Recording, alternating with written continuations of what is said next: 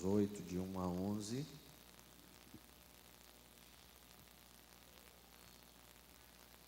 Abra sua Bíblia.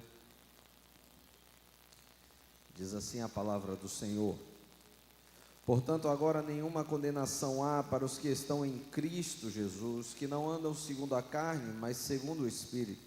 Porque a lei do Espírito de vida em Cristo Jesus me livrou da lei do pecado e da morte. Porquanto o que a lei não podia fazer, visto como estava fraca pela carne, Deus, enviando o seu próprio Filho, em semelhança da carne pecaminosa, e pelo pecado condenou o pecado na carne, para que a justiça da lei fosse cumprida em nós, que não andamos segundo a carne, mas segundo o Espírito. Porque os que são da carne têm a mente nas coisas da carne, mas os que são segundo o Espírito, para as coisas do Espírito. Porque o pensamento da carne é morte, mas o pensamento do Espírito é vida e paz. Portanto, a mente carnal é inimiga de Deus, pois não é sujeita à lei de Deus, nem de fato pode ser. Então, os que estão na carne não podem agradar a Deus. Mas vós não estáis na carne, mas no Espírito, se é que o Espírito de Deus habita em vós. Ora, se algum homem não tem o Espírito de Cristo, esse tal não é dele. E se Cristo está em vós, o corpo, por causa do pecado, está morto, mas o Espírito é vida por causa da justiça. Mas se o Espírito daquele que ressuscitou a Jesus dentre os mortos habita em vós, aquele que ressuscitou a Cristo dentre os mortos também vivificará os vossos corpos mortais pelo seu Espírito que habita em vós. Vamos orar. Pai, obrigado por tua palavra. Obrigado, Senhor, por mais esse domingo, dia do Senhor, dia de culto, dia de celebração. Obrigado, Senhor, por esse mês dos músicos, mês da música. Pessoas que usam a sua vida para te adorar e para te servir com os talentos que do Senhor receberam. Clamamos ao Pai agora que o Senhor, por meio da tua palavra, fale aos nossos corações mais uma vez no dia de hoje, Senhor. Nós queremos ouvir a tua voz, orienta-nos, ilumina-nos, fala com poder e autoridade ao coração de cada um dos teus servos, em nome de Jesus, amém. Pode sentar, meu irmão, minha irmã. Nós estamos encerrando o mês da música e eu queria meditar com os irmãos sobre uma nova vida em Cristo Jesus, porque Jesus propõe a cada um de nós uma nova vida, e uma nova vida que tem uma adoração que agrada ao Senhor. A carta aos Romanos é um dos textos mais preciosos que nós temos. Alguns dos mais famosos teólogos têm falado sobre como a carta aos Romanos consegue sintetizar todo o ensino da Escritura, toda a palavra de Deus. Quando nós vamos ao capítulo 1, a universalidade do pecado e os seus efeitos sobre toda a humanidade nos são apresentados. Quando nós andamos pela carta aos Romanos, nós vamos ver a justificação pela fé sendo apresentado, o sacrifício de Jesus substituindo a cada um de nós na cruz do Calvário. Nós vamos ver ali os efeitos do pecado sobre a humanidade, sobre a vida espiritual, sobre a nossa religião e a nossa religiosidade. E pode acontecer que eu e você apresentemos alguns louvores a Deus, mas os louvores a Deus que de fato lhe agradam são aqueles que brotam de uma vida e de um coração transformado pelo Senhor.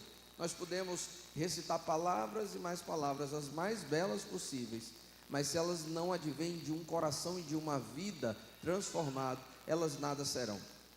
Alguns dias atrás eu estava ouvindo uma palavra do pastor John Piper. John Piper é um pastor muito famoso, e ele estava dizendo de que resolveu usar a inteligência artificial para preparar um sermão. Então ele pediu à inteligência artificial que descrevesse a ele o que é a adoração. E aí ele começou a ler aquele discurso e aquele monte de palavras, e eram palavras que nós muitas vezes usamos, e talvez colocadas de uma maneira muito mais adequada e específica do que nós fazemos.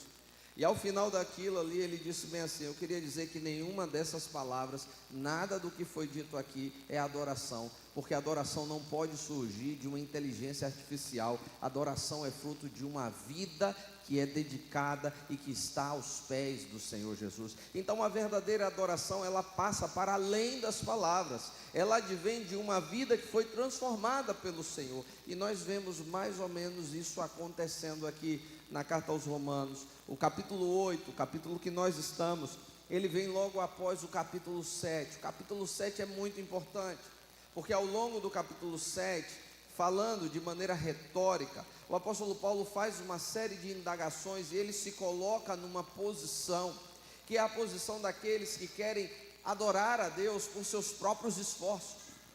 E ao longo de toda a carta ele fala sobre uma luta que o ser humano tem, e uma prisão que há dentro do coração do ser humano, uma lei que habita dentro de nós, da qual nós não conseguimos nos livrar. E ele não está falando da palavra de Deus, ele está falando da lei do pecado, a lei que estabelece que todos nós somos tendenciosos ao pecado. Ao longo de todo aquele capítulo, ele vai nos mostrar como os nossos esforços são vãos, para que nós consigamos o perdão de Deus. Quando vai chegando ao finalzinho, o versículo 24, ele vai dizer: miserável homem que sou, 24:7, quem me livrará desse corpo de morte?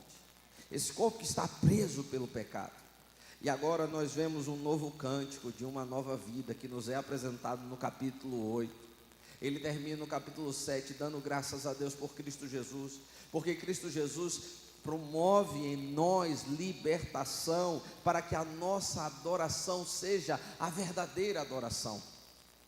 Quem aqui já leu O Peregrino, ou já ouviu falar do livro O Peregrino? Levanta aí a sua mão. Livro O Peregrino, você que não leu O Peregrino, leia, é um livro fantástico. Já leu, né, Pedrinho? Leia, é um livro fantástico, maravilhoso. Ele narra de maneira poética a história de um cristão no seu caminho, na sua jornada de vida.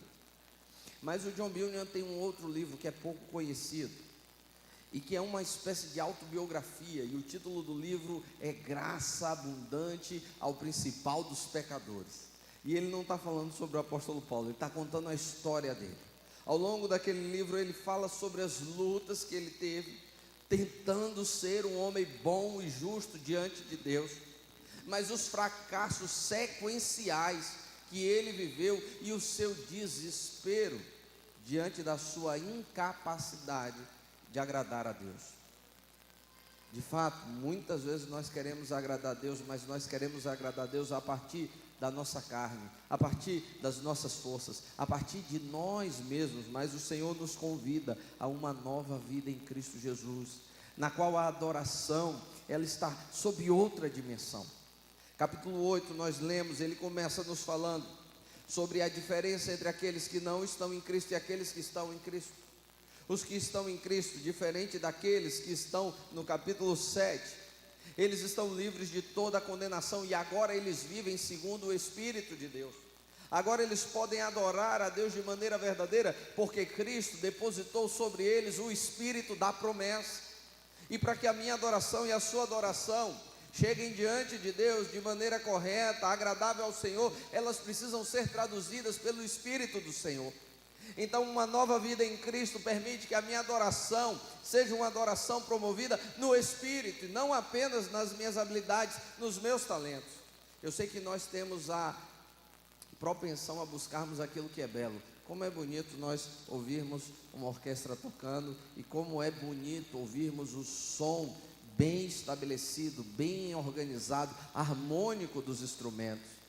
Mas, meus irmãos, algumas das orquestras mais lindas do mundo são compostas por pessoas que não conhecem a Cristo Jesus.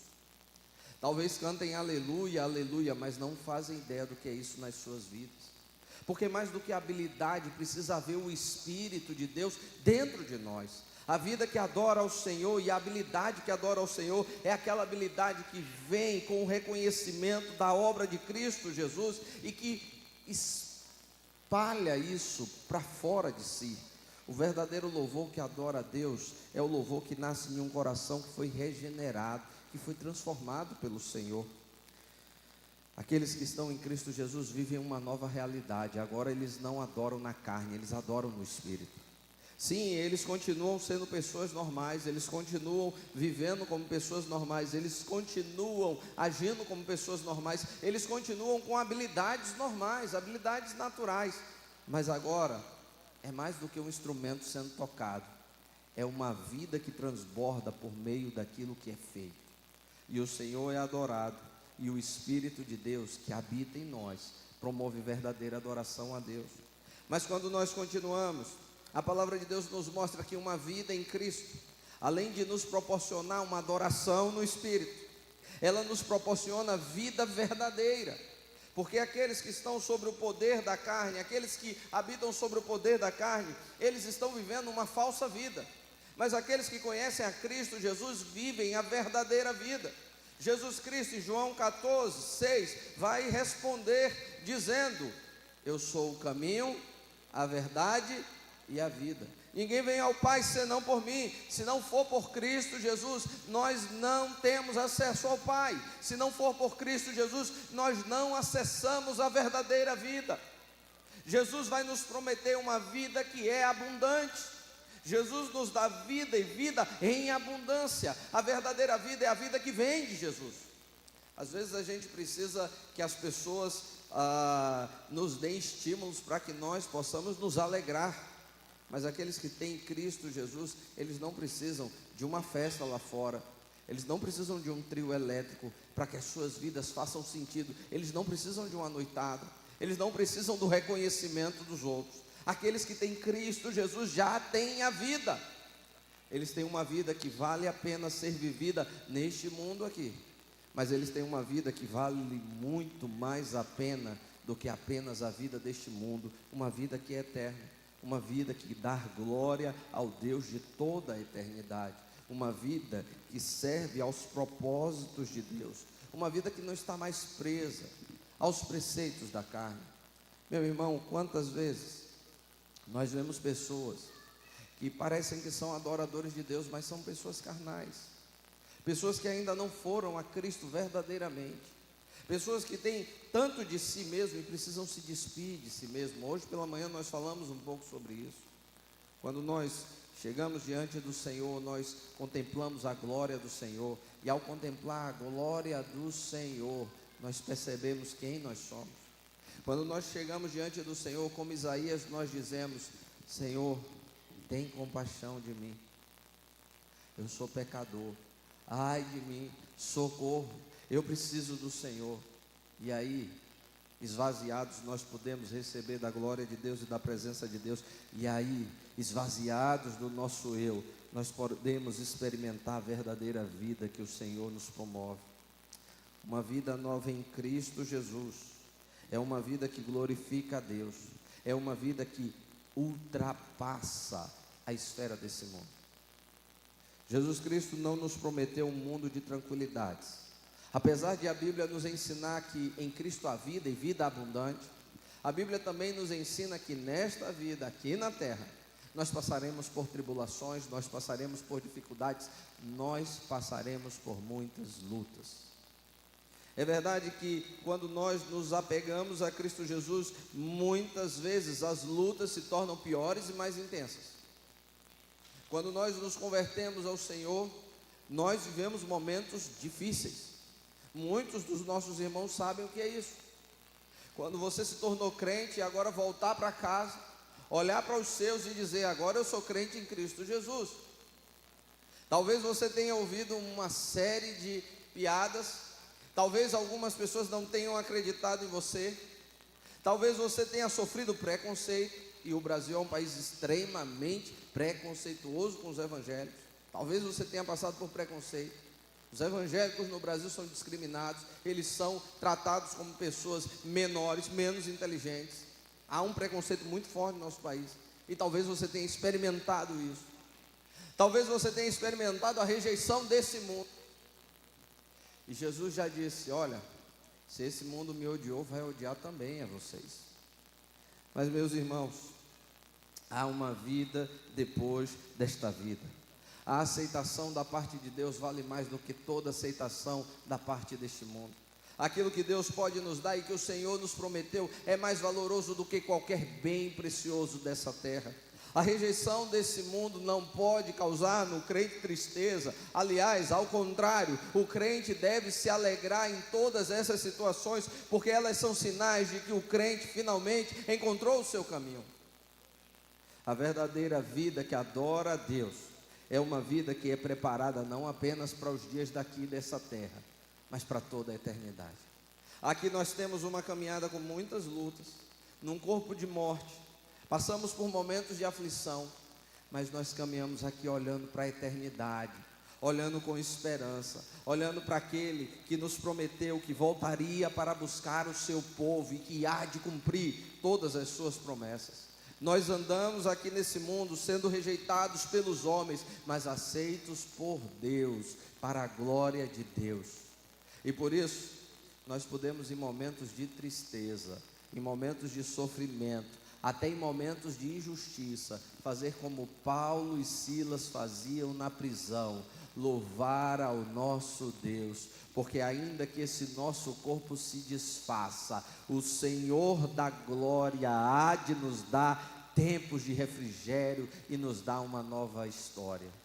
Há uma vida eterna prometida pelo Senhor, uma vida que só pode ser vista por aqueles que conseguiram contemplar da glória do Senhor, aqueles que em Cristo Jesus depositaram a sua esperança, aqueles que creram na promessa de Cristo Jesus.